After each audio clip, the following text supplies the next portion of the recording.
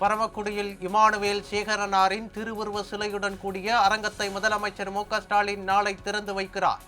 அமைச்சர்கள், நாடாளுமன்ற, சட்டமன்ற உறுப்பினர்கள் இதில் கலந்து கொள்வார்கள் என தமிழ்நாடு அரசு அறிவிப்பு.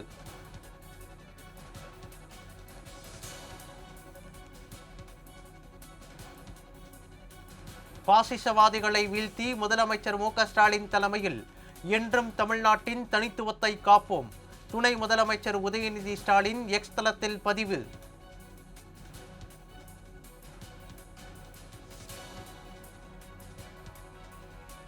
நாம் அனைவரும் ஒன்று சேர்ந்து அதிமுகவை வெற்றி பாதையில் அழைத்து செல்வோம் என எடப்பாடி பழனிசாமி வலியுறுத்தல். மக்கள் பணியில் முழு மனதோடு ஈடுபட்ட எம்ஜிஆர் பிறந்த நாளில் உளமாற உறுதியேற்போம் என தொண்டர்களுக்கு அறிவுறுத்தல்.